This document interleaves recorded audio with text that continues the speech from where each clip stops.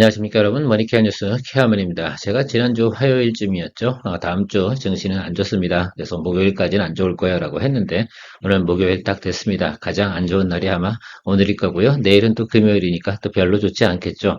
그래서 제가 생각해 보면 다음 주 월, 화, 수 정도쯤부터는 양봉 들어오는 종목들이 꽤 많이 있을 거다. 그 낙폭 과대로 인한 반등 이런 요소들은 분명히 있을 것으로 예상을 하고 있고요. 저는 또 지나치는 우려는 또 우리가 건강에 좋지 않다 이렇게 생각을 하고 있습니다.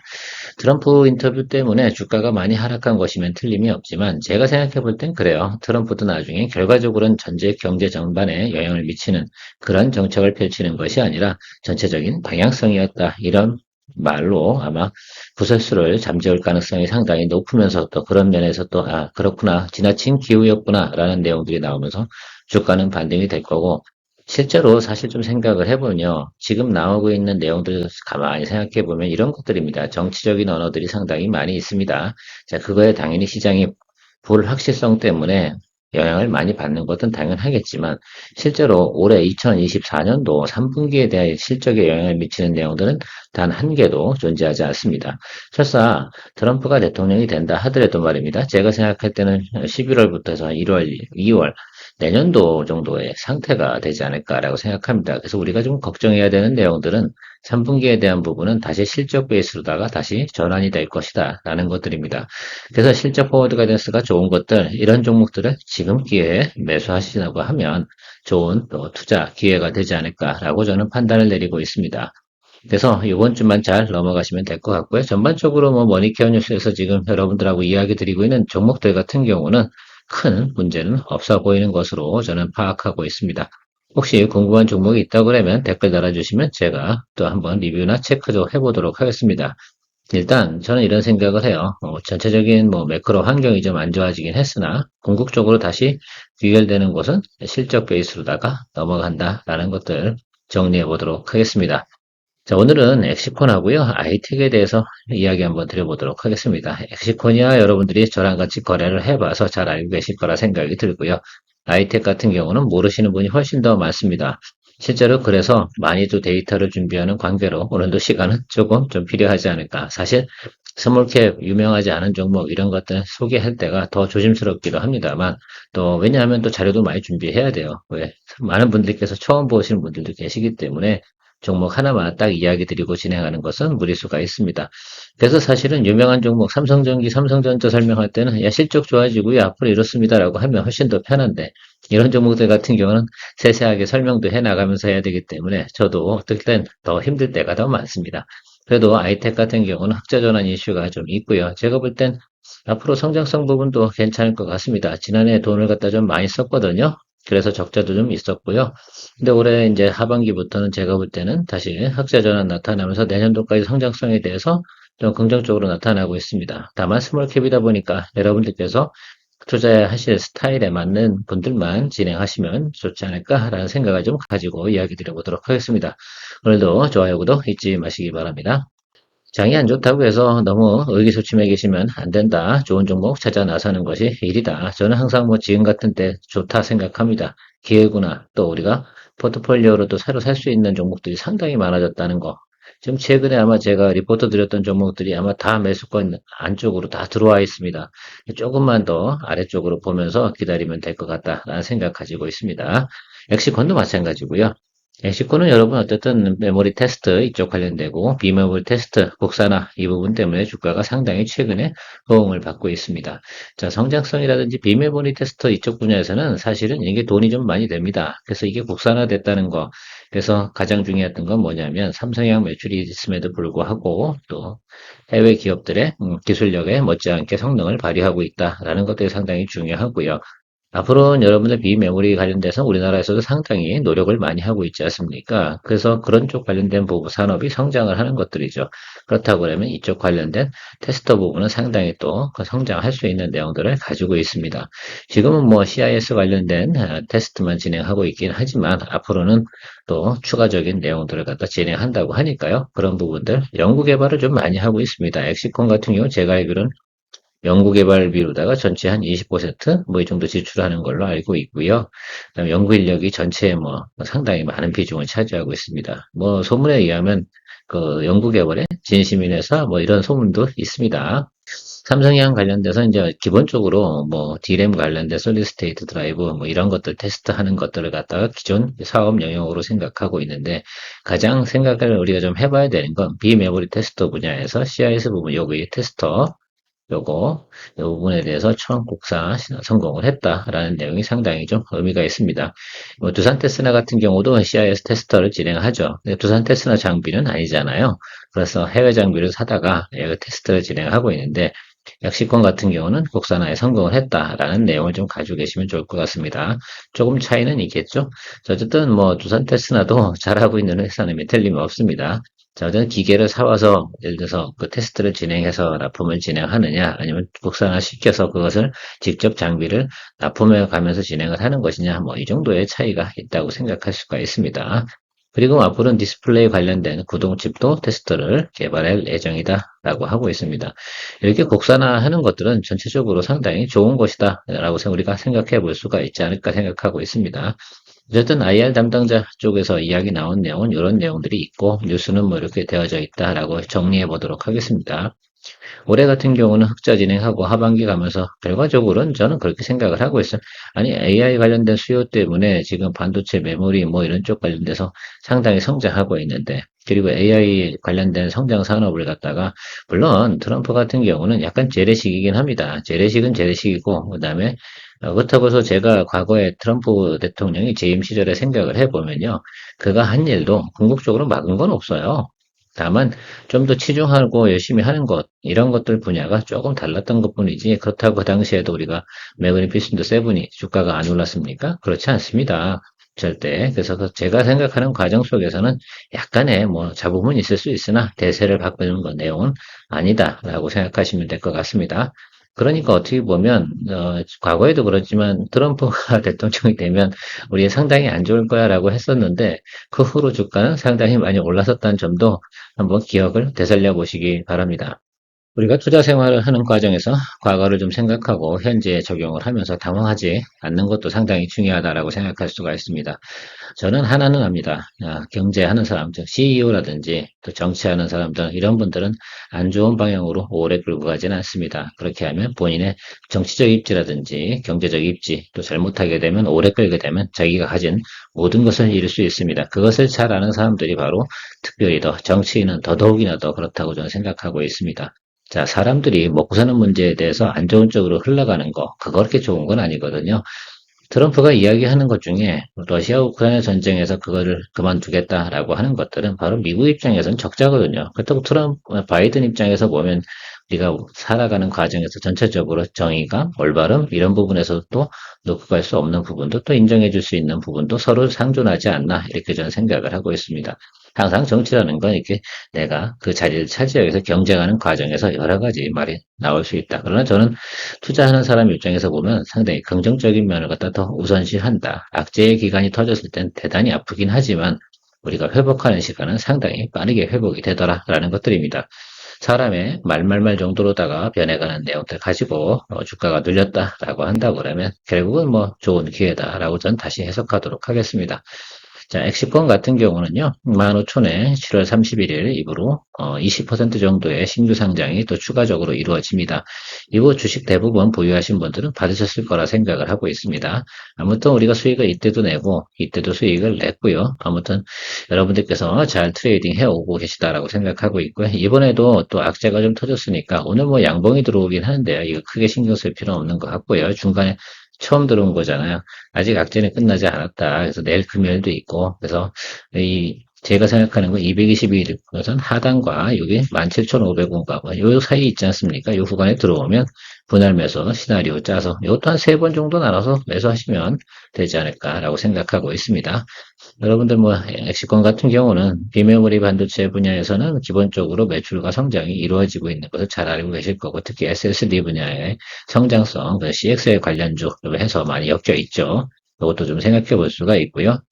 비메모리 테스트 분야는 계속해서 성장해 나가는 분야임에 틀림없습니다. 그걸 국산화 장비로 성공을 했고 그렇다고 하면 나중에 성능과 내용들이 더 입증이 된다고 하면 경쟁력 있는 국내 회사들하고도 같이 납품이 또 진행될 거라 생각할 수가 있고요. 뭐 두산 테스라는 여러분 잘 알고 계시지만 뭐 다른 겁니다. 네. 국산화 장비를 사용을 하는 것이 아니니까요.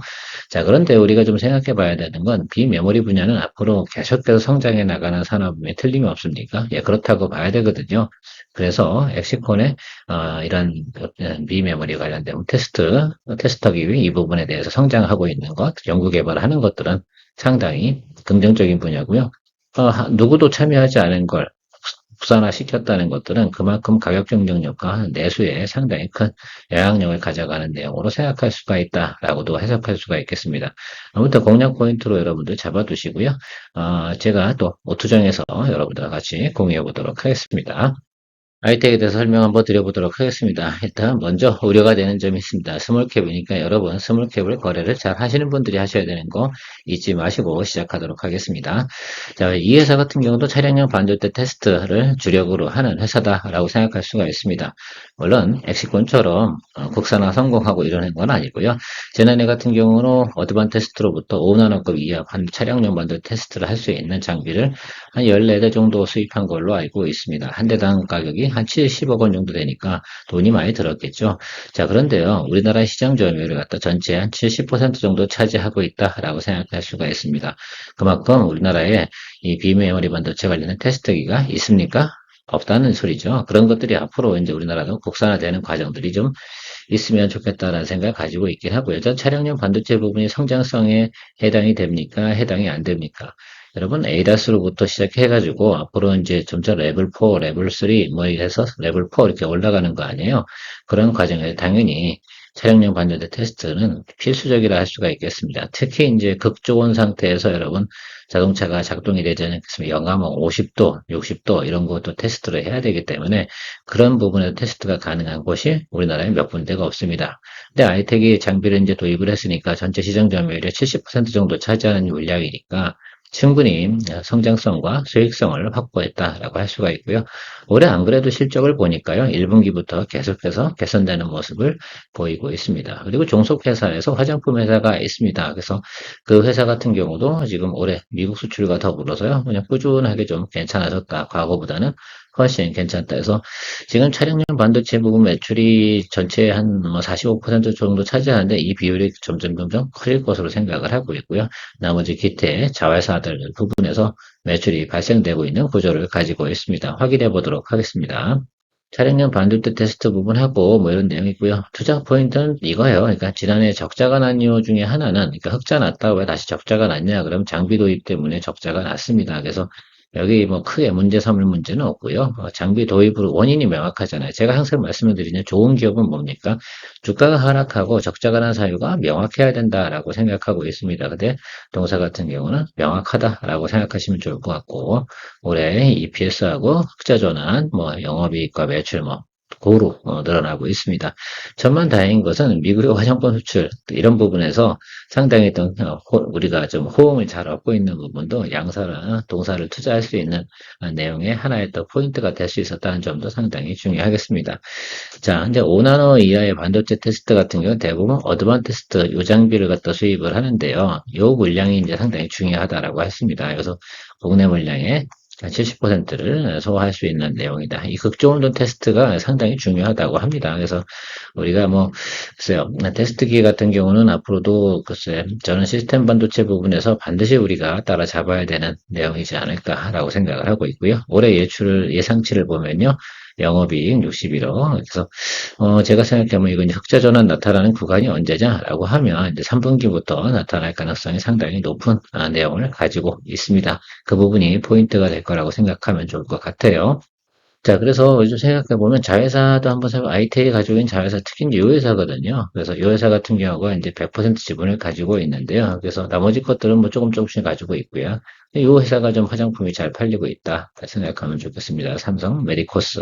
그래서 그 부분도 올해 괜찮다라고 생각할 수 있고, 거래처 같은 경우 뭐 당연히 자동차용 우리가 테스트기니까 이쪽 관련된 회사들 있지 않겠습니까? 특히 텔레칩스, 넥스트 칩스 여기가 해당이 됐다라고 생각할 수가 있습니다.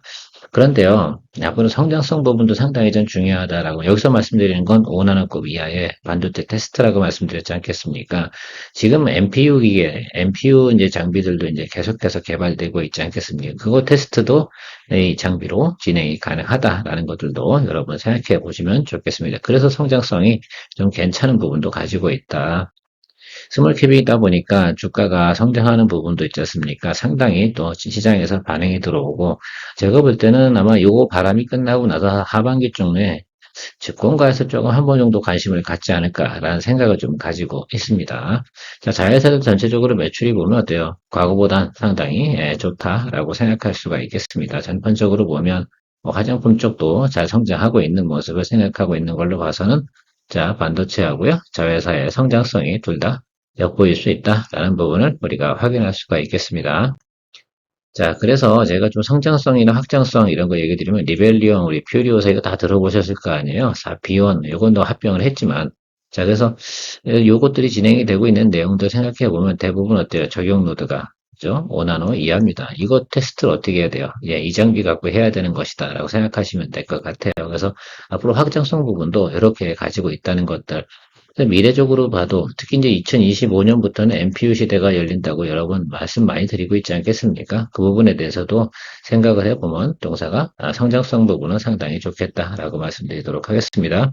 자, 포워드 가이드를 살펴보도록 하겠습니다. 지금 뭐 장비 도입해서 뭐 영업이익이 별로 안 좋은 건 이해합니다. 그래서 4분기 정도쯤 가면서 어떻게 돼요? 흑자 전환 이슈가 있습니다. 지금 현재 2023년도에 OPM이 상당히 떨어졌다가 최근에 많이 올라오고 있는 모습을 생각해 볼 수가 있습니다.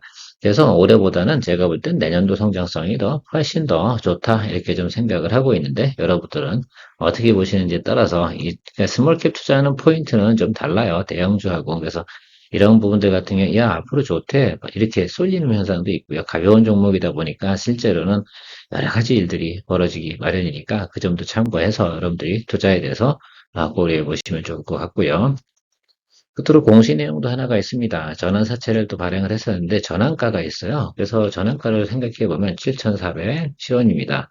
참고로 여기서 이야기 드려보면 여기 이렇게 평가를 해나는 건데 요 내용이 있습니다. 그래서 결과적으로는 예를 들어 엑시콘 같은 경우도 이제 신주를 갖다 발행했잖아요. 그런 것들 할 때 이제 여러 저런 식으로 해가지고 평가를 해가지고 그러니까 전환가액도 정하게 되고 신주 발행가도 정하게 된다라고 생각하시면 좋을 것 같습니다. 뭐 이런 내용들도 있다라는 거 알고 계시면 좋을 거고, 투자에서 포인트는 뭐냐라고 생각하면 한 200억 정도 발행을 했는데 중요한 건 전환가가 7,407원이다라고 생각해 보면 7,400원까지 매물이 나오지 않는다. 나중에 돌아온다 하더라도, 만기가 돌아한다 하더라도, 그래서 그런 것들도 좀 알고 계시면 괜찮겠다라고 생각할 수가 있겠습니다. 뭐 내년도까지 들고 계시던 어쨌든 저런 문제가 있다 하더라도 이 구간까지는 크게 문제가 없다. 근데 현재 주가는 이 정도 수준이다라고 생각해 보면 여러분 괜찮지 않나 이렇게 생각을 하고 있습니다. 자, 흑자 전환 이슈가 있다라고 한다고 그러면 무슨 내용이라고 제가 말씀드렸습니까? 예, 여기 222등평선 근처까지는 오게 되어져 있다라는 것들이 매력적인 포인트라고 할 수가 있겠습니다. 과거처럼 수급이 확확 쏠려 들어온다라고 한다면요, 이런 형태도 나타날 수가 있으니까요. 이런 것들도 하나의 포인트가 좀 될 수 있지 않을까 생각을 해요. 최근에 주가가 많이 흘러내렸습니다. 그렇죠? 2분기도 실적은 좋을까요? 안 좋을까요? 그닥 좋지 않습니다. 그래서 요번에 실적 나올 때까지는 계속해서 적자 상태로 나타날 것이다. 그래서 빠르면 3분기 흑자 전환, 조금 늦으면 4분기 흑자 전환, 이런 내용들이 나타나고 있다라는 부분을 QOQ 대비해서 설명드리는 겁니다. 그래서 성장성이, 그러니까 올해 이제 2023년도 대비해서 2024년도가 좋고, 더더욱 좋은 건 2025년까지 좋다. 뭐 이런 가는 내용이긴 한데요. 이때는 포워드니까. 그래서, 주가라는 건 올라갈 수 있는 부분은 맥스는 여기까지도 볼 수 있겠고, 더 짧게는 여기 7,500원 수준까지는 충분히 우리가 볼 수 있다라고 말씀을 드리고 이야기 드리도록 하겠습니다. 자, 그럼 우리가 원하는 기본적인 수익률만큼은 충분히 들어온다. 지금 다행히 또 매크로가 안 좋아서 주가가 팡팡 눌렸습니다. 아래로 내려가면 내려갈수록 매수할 수 있는 포인트는 더 높아지지 않나 이렇게 생각을 좀 해보고 있습니다. 어쨌든 오늘 두 종목을 이야기 드렸는데 제가 오후 투정 시간에 여러분들 최근에 보면 주가 조정을 많이 받았습니다. 그래서 우리가 원하는 구간에 매수 포인트가 도달된 거, 우리는 낮은 구간에 주식을 매수해야 된다. 그래서 앞으로 한 3, 4일 동안은 계속 제가 리포트 드렸던 내용이나 우리가 공략해 볼 만한 내용들 최근에 우리가 HBSB라든지 이런 종목들 같은 경우도 수익을 내고 나왔지 않겠습니까? 바로 그런 이유에서 그런 것도 좀 있었긴 하지만 또 다시 우리 매수를 잡아줄 때가 오지 않았나라고 생각을 해요. 정말 웃긴 건 실적 발표가 막 나오는 시즌에 이런 악재가 터졌다는 것들 상당히 저는 어떻게 보면 3분기의 실적이 상당히 호전적으로 나오는, 좋게 나오는 기업들 같은 경우는 적극적으로 저는 공략을 해야 된다. 결론은 항상 그렇죠. 나중엔 결국은 투자 자금은 어딘가로 들어가야 됩니다. 그렇다고 하면 악재가 터지든 말든 실적이 앞으로 가장 좋은 곳으로 돈은 향하게 되었다. 돈의 방향성을 절대 놓치면 안 됩니다. 어디라고요? 돈의 방향성은 실적이 좋게 나오는 그런 녀석들을 위주로 다시 한번 편제가 바뀌어 나갈 것이다라고 생각하시면 좋을 것 같습니다. 실적 발표가 좋은 내용이 아니에요. 3분기에 실적이 잘 나올 종목들, 이 종목들을 우리가 지금 눌림에 더더욱이나 매수할 준비를 가지고 가면 좋겠다라고 생각을 하고 이야기 마치도록 하겠습니다. 오늘도 좋은 하루 되시고요. 머니케어 뉴스 케어만이었습니다. 매일같이 변화하는 시장 상황에서 종목 투자에서 가장 중요한 것은 무엇일까요? 그것은 바로 매수 포인트와 매수 가격일 것입니다. 매매의 기본은 주가가 낮은 구간에 매수해서 반드시 매도해야 합니다. 성공적인 수익 추구는 결국 좋은 기업 내용과 매수 시점입니다. 머니케어 뉴스는 종목에 대한 영상 리포트 이후 오투정, 즉 오늘의 투자 포인트 정리 시간을 통해 하루하루 변화하는 시장에 성공적으로 대응하기 위해 회원 전용 영상을 통해 매일 리뷰하고 있습니다. 투자에서 가장 중요한 것은 바로 매수 노하우와 매수 시점, 즉 매수 가격입니다. 머니케어 뉴스 회원 전용 오투정과 아카데미를 통해 투자 노하우를 공유하고 있습니다. 많은 관심 바랍니다.